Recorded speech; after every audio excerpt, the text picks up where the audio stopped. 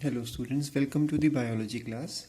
So in the last class we started the concept of the nucleic acid. We understood that nucleic acid is linear and it's a heteropolymer.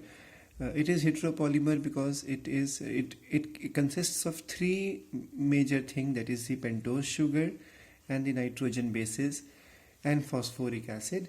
Out of these three compounds, only nitrogen bases are of variable types. That's why it is called as heteropolymer, because if we talk about DNA, it carries only the pentose sugar present in DNA is always deoxyribose. In the case of the RNA, it is ribose, and phosphoric acid is common to both.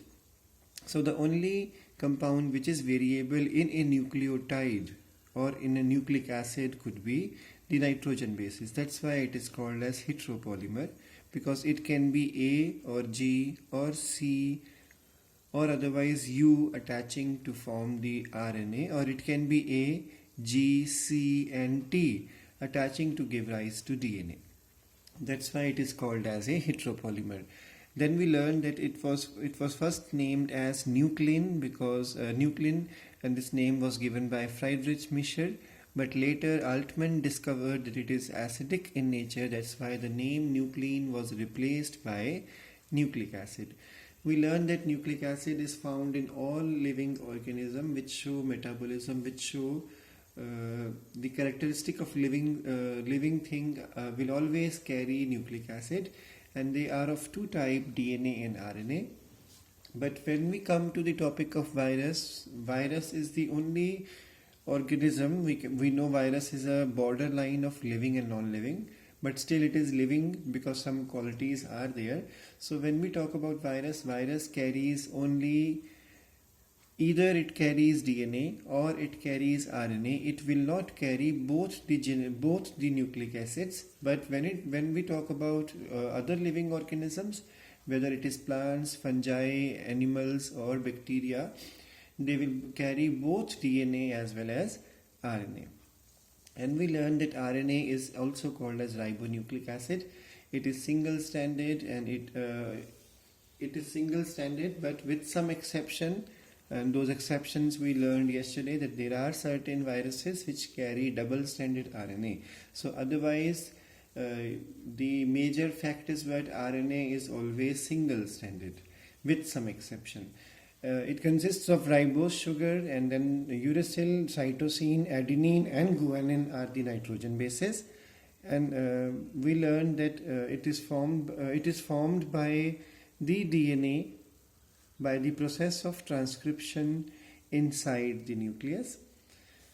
And then we learned the various types of the RNA, and we learned the major differences, that RNA, mRNA and tRNA are the three major types of RNAs. And we learned these differences, that the maximum percentage is of the rRNA. It can go up to 80%. And the second most abundant is the tRNA, which goes up to 15%, and mRNA, which goes up to 2 to 5%. And we learned that the maximum stability is found in the rRNA, because it is something like a structural RNA, because it gives rises to the ribosome. That's why it is the most stable form and maximum abundant also. And with comparison to the tRNA is also stable, but less stable, not as stable as the rRNA is. And mRNA is not stable, plus it is a short-lived one which will be broken down or degraded, or it undergoes decomposition the moment its function is over. The mRNA carries the message in the form of codons, we learned in the last class. And then we learned that the length of the mRNA will be equal, the number of the codons on the mRNA will be equal to the number of amino acids to be formed.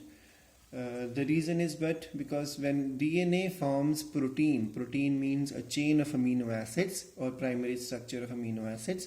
So when DNA forms protein, it needs the help of the messenger RNA. So if there are 5 amino acids to be added, then there will be 5 codons present on the mRNA. That's why we say that messenger RNA is a messenger, because it carries the message of which amino acid will come and the next which one will come, and the sequence and the number is controlled by the messenger RNA. We learned that the messenger RNA attaches to the ribosome and then the protein formation starts. So for protein formation, messenger RNA is very crucial and important, and we learned that messenger RNA carries the message for many amino acids.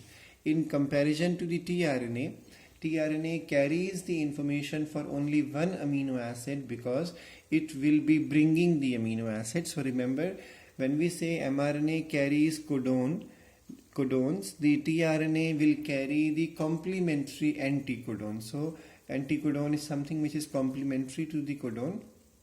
And remember, one tRNA will carry just one amino acid. So it has the message for only one amino acid. Then mRNA never undergoes any bending, it is linear. tRNA goes slight amount of bending, and wherever there are bendings, there will be bond formations for some amount of stability.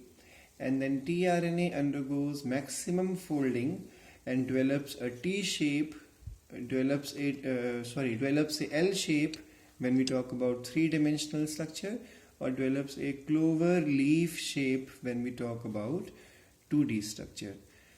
Then the next thing we learned was that the messenger RNA, when during the formation of messenger RNA, in the case of eukaryotic organisms, RNA polymerase second type enzyme is involved, and in the case of the rRNA formation, RNA polymerase type 1 is involved, and in the case of the tRNA formation, which is also called as the soluble RNA, because it is the smallest one with the smallest coefficient of the sedimentation, this one is formed with the help of RNA polymerase type 3 enzyme.